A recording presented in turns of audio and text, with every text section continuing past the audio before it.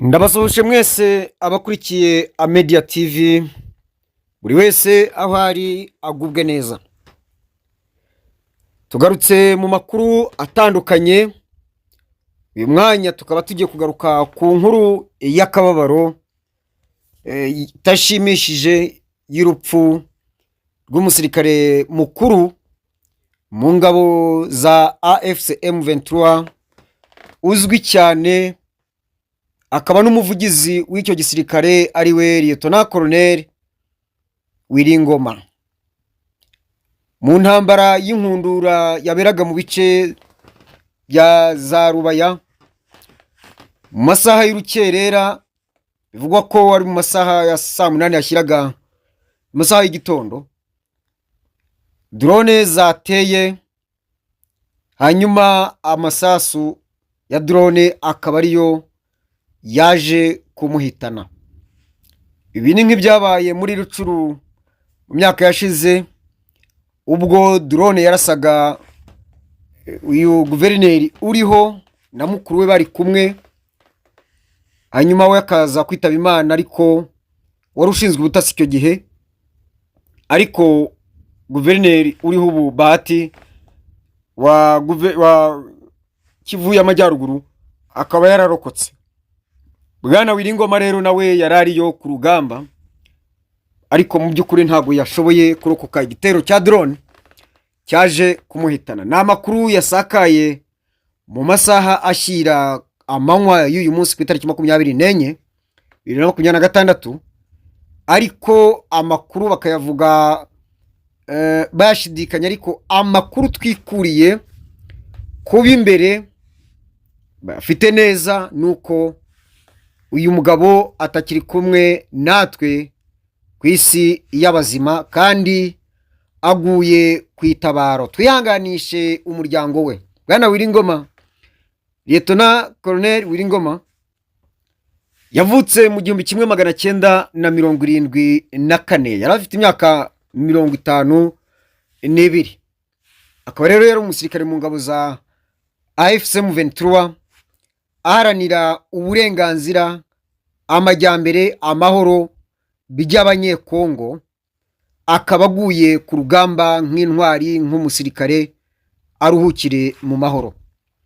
Uyu Bwana Wiringoma Lieutenant Colonel yaherukaga kwandika ku rukuta rwe rwa Twitter, cyangwa se rwahoze ari Twitter rwa X, ku itariki ya mbere z'ukwezi kwa kabiri uyu mwaka w'2026, aho yagaragazaga ibikorwa by'ubugwari by'ingabo za leta ya Kinshasa, aho ku rukuta rwe rwa X yanditse agira ati: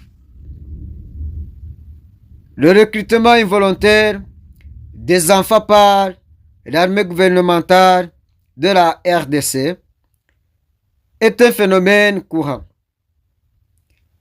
La place de l'enfant est à l'école et non dans le service militaire ni paramilitaire. Aux enfants, il faut le stylo et non l'armée. Aho yavuga yuko yagayaga ibikorwa bya leta ya Kinshasa, avuga ati gushyira mu gisirikare abana atari ku bushake bwabo ni ibikorwa ingabo za Kongo guverinoma imenyereye, kuri bo ni ibikorwa bisanzwe. Agira ati umwanya w'umwana ni ku ishuri, ntabwo ari mu bikorwa bya gisirikare cyangwa se bifitanye isano nabyo. Abana bakwiye ikaramu, ntabwo bakwiye intwaro.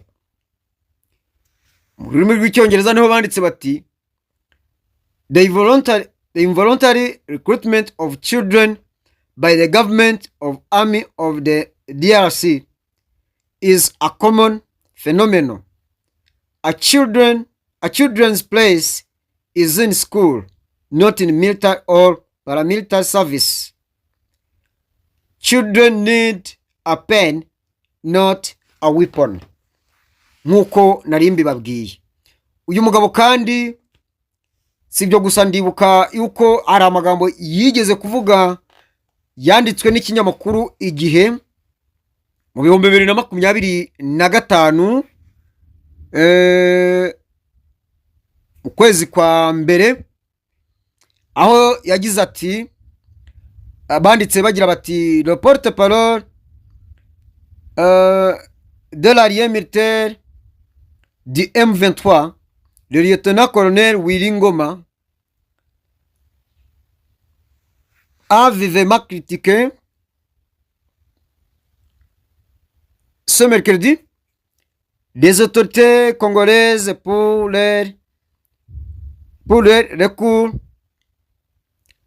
à des mercenaires étrangers payés plus. Yanengaga ingabo za Kongo cyangwa se igisirikare cya Kongo aho cyahamagaye abacanshuro ku rugamba bagahembwa amadolari 8,000 ku kwezi, nyamara umusirikare wa FARDC we ahembwa amadolari 100.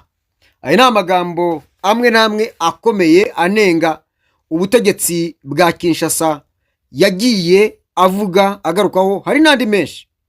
Mu by'ukuri umugabo utararyaga indimi, muramuzi igihe bafata abacanshuro mpiri bakanabacyura babanyujije ku mupaka uhuza icyo gihugu n'u Rwanda.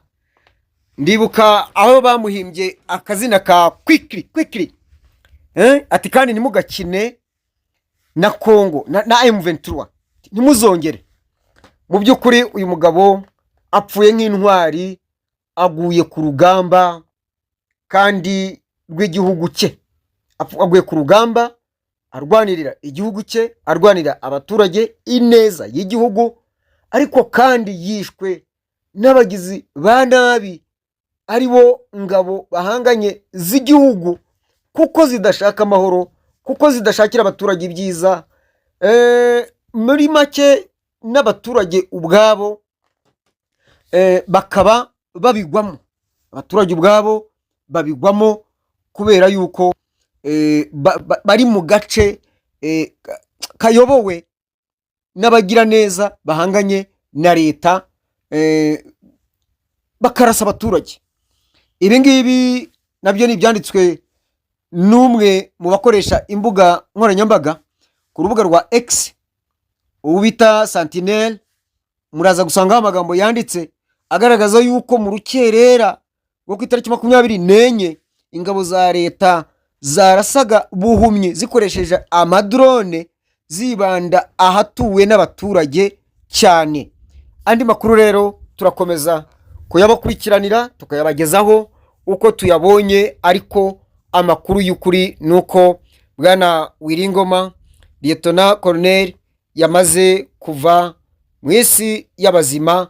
Tumwifurize iruhuko ridashira, twihanganishe umuryango we, twihanganishe AFC M23 umuryango na twirwaneho, twihanganishe kandi abakongomani batari mu ntambara bakunda amahoro, twihanganishe abakunzi b'amahoro bose ku isi atari abakongomani gusa, aho bari hose ku isi.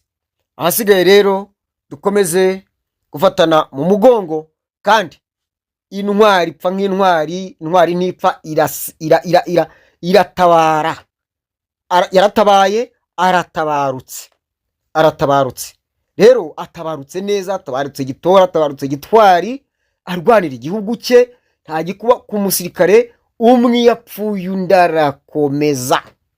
Ndabyibuka n'ingabo zacu z'igihugu zikiriza FPR inkotanyi ziri RPA, umugaba mukuru wazo yakubawa intwari ikirenga Ret Fred Gisarwigema General Major, nawe rugikubita ku itariki ya 2 ntabwo yakomezanyije nabo urugendo, kandi urugamba rwarakomeje kugeza barutsinze. Uyu munsi turaganje mu mahoro, ngaho tujya kugarura amahoro n'ahandi.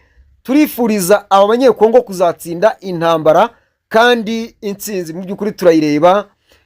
Intsinzi bana ba Kongo, intsinzi bana ba AFC M23 na twirwaneho, muhumure muzatsinda nk'uko Lieutenant General Rukunda Makanika yabivuze ati intambara tuzayitsinda kandi tuzayitsinda na sikise, kandi kugira ngo intambara tuyitsinde ni ngombwa yuko ibitambo biboneka. Uwabivuze yatanze igitambo, yabaye igitambo, n'abandi rero hazakomeza kuboneka n'ibindi bitambo kandi abandi bazakomeza. Ngaho rero nimuhumure kandi mukomere, mukomeze urugamba, gutsinda ko muzatsinda rwose kandi intsinzi murayifite.